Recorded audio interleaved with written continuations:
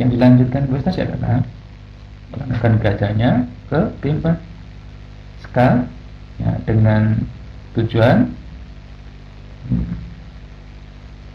mengurangi kesempatan putih untuk rokade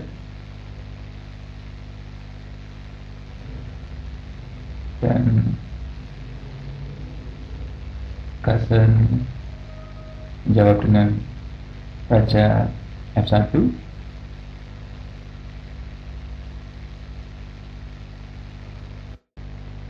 Pada posisi ini raja putih cukup aman di sini, namun hitam juga terpaksa, ini langkah paksaan untuk membuka sayap menterinya dengan langkah D kali 4 benteng ambil 4 A5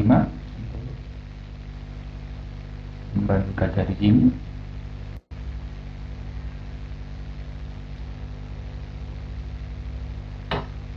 Langsung melangkah benteng A1. Atau kalau kita lihat di sini putih mengancam di sayap raja, tapi di satu sisi juga memberi ancaman di sayap menteri juga. Kita lihat di sini. Dalam hal ini Ustaz punya sedikit serangan balik membantu pion C2 dan tetap memberi ancaman di pion F7.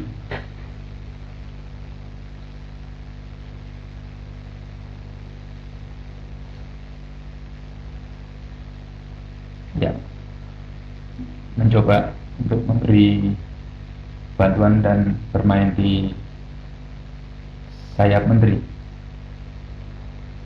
Dan Carlsen menempatkan rajanya ke petak yang lebih aman. Langkah raja ini juga menghindari skak atau serangan di lajur ini ya. Dan berikutnya setelah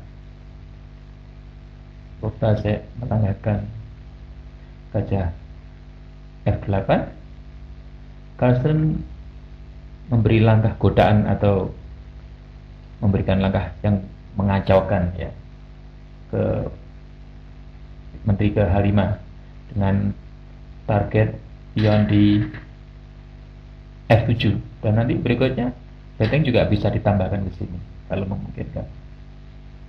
Inilah yang memaksa Ustaz untuk melangkahkan G6 dan Carlsen melangkah ke G4 untuk mengamankan menterinya dari ancaman pion. Kemudian Ustaz berusaha memberikan bala bantuan di lajur ini yang sekarang mendapatkan banyak serangan, dan ini adalah langkah bagus yang kuat dari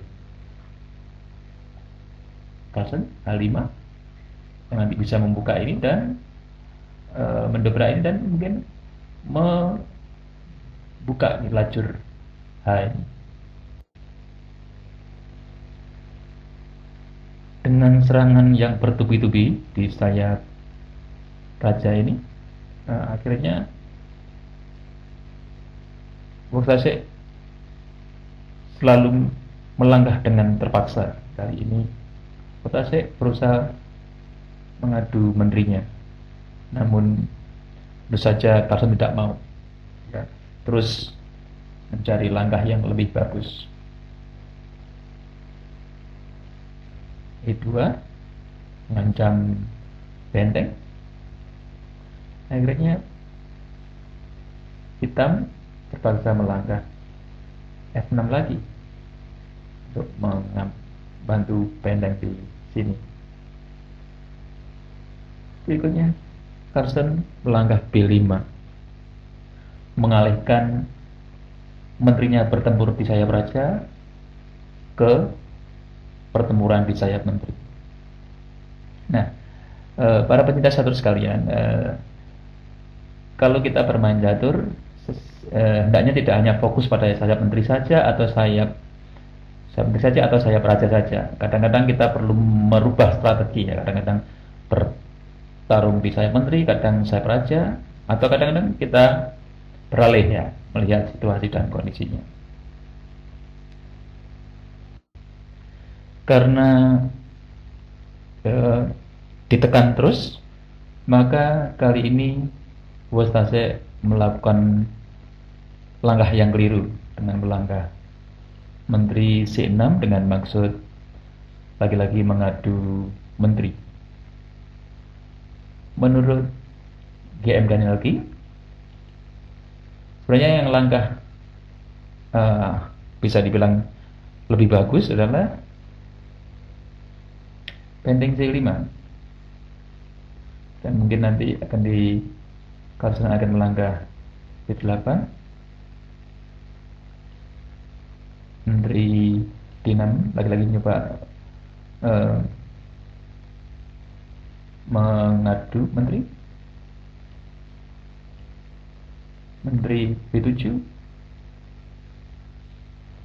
dan lagi-lagi Wastase bisa bertahan dengan benteng C7. Nah, dalam hal ini ada sebuah kombinasi yang bagus yang perlu dipelajari, yaitu walaupun diancam menterinya, putih tidak perlu takut, yaitu bisa dengan makan pion di G6. Bila seandainya benteng makan menteri, maka pion kali A7, skar H8, dan skar di sini. Atau kalau tidak makan menteri, mungkin ambil saja berikutnya adalah pion makan G6, maka putih bisa mengorbankan bentengnya. Akhirnya terpaksa menteri harus mengambil. Nah, kalau enggak malah lebih parah lagi karena pion tidak bisa makan benteng. Menteri makan G6,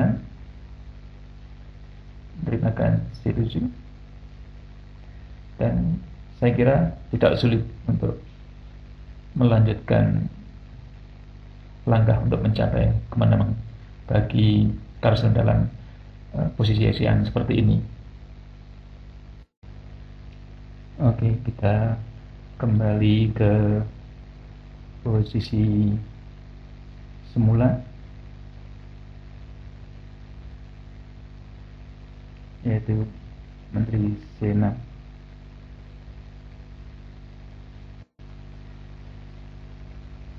Wastase memang dalam posisi tertekan kali ini sehingga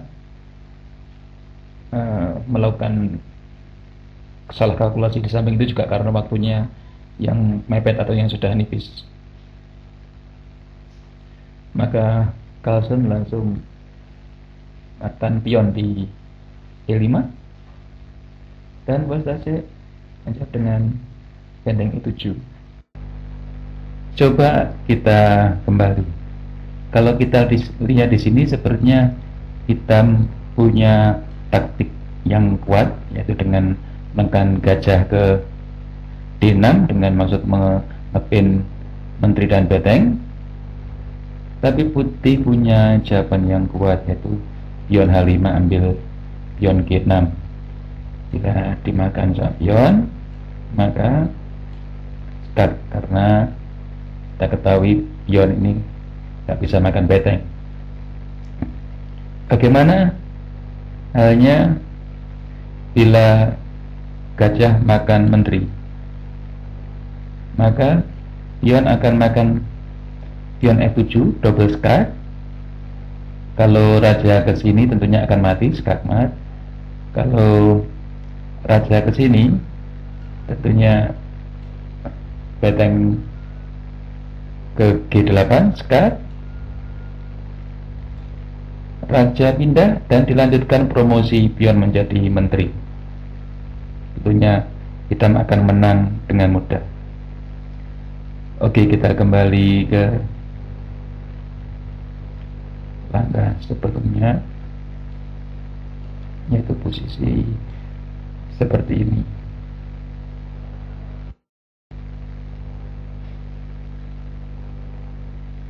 Carlsen melangkah ke menteri F4. Sepertinya pion ini gratis ya, bisa dimakan dengan menteri, tapi putih bisa menjawab dengan skak. Tentunya kalau dimakan dengan benteng, menteri kena ya. Jadi Westase melangkah pion 4. Carlsen melangkahkan gajah D5. Kemudian Westase melangkahkan menteri C7 dengan maksud mengadu menterinya. Bagaimana seandainya bila Westase melangkah dengan makan pion di C2, maka Carlsen punya kesempatan untuk mengancam menteri dan membiarkan pionnya dimakan dengan maksud tujuan mengepen gajah, dan akan dilanjutkan dengan menteri membantu di sini untuk makan gajah di sini karena gajahnya dalam posisi terban oleh benteng. Tentunya akan posisi hitam akan parah di sini. Kita kembali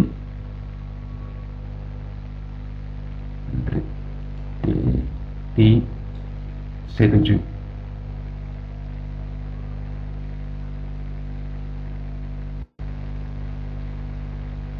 Kalau kita lihat, Westase berusaha keras untuk bisa mengadu menterinya agar mengurangi tekanan dari putri. Namun Carlsen tidak mau tergesa-gesa. Dia melahirkan menterinya ke D2 dan mengancam pion di D4. Westase mengamankan pionnya dengan ancaman pion ke B2 dan Carlsen melangkahkan benteng A2 dengan maksud membantu pion di B2.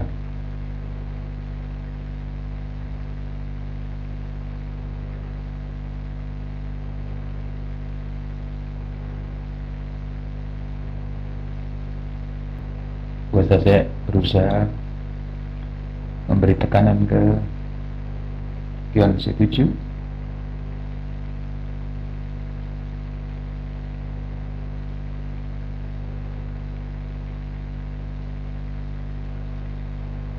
Dan Carlsen kembali memberikan tekanan ke pion di F7.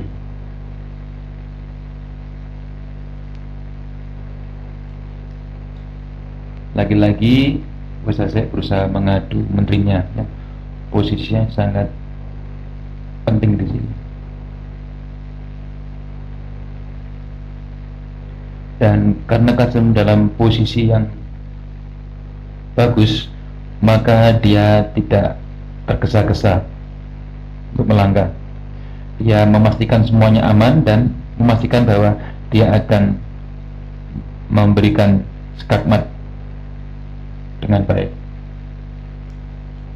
Maka dia melangkah dari E2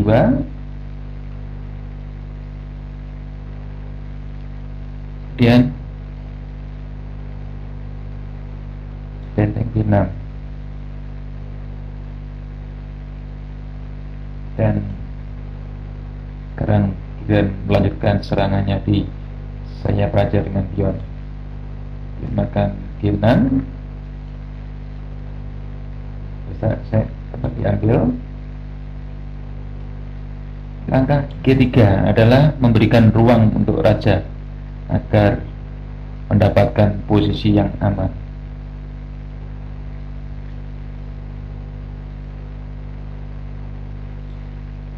Saya ke langkah rajanya ke G7, dan Carlsen melangkahkan rajanya ke G2. Nah, kalau kita lihat di sini, raja di posisi petak putih dan hitam hanya punya gajah hitam, dan petak putih, peta diagonal putih ini penuh dengan buah-buah dari putih. Jadi posisi raja cukup aman di sini. Dan saya melanjutkan dengan langkah benteng D7.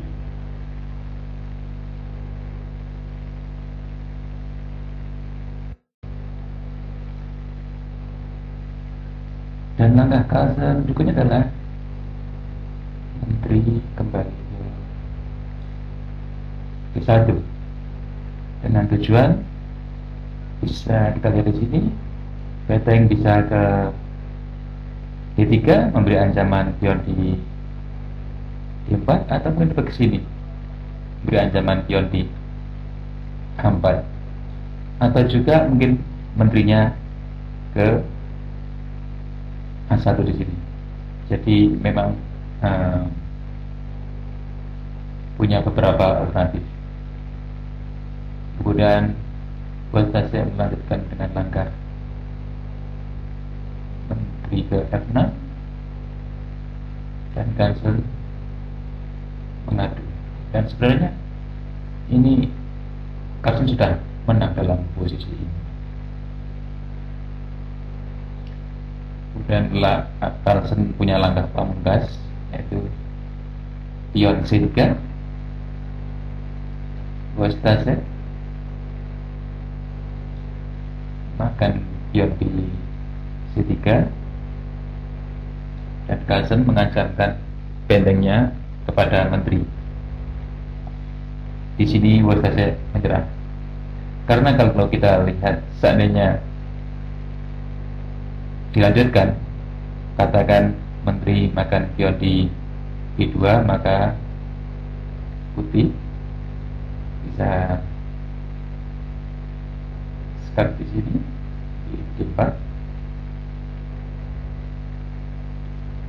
dan kalau rajanya ke G4, maka menteri H8 dengan ancaman skakmat di A4, atau kalau ditutup dengan gajah di sini bisa skak di E5 di sini, dan akan berujung dengan skakmat juga.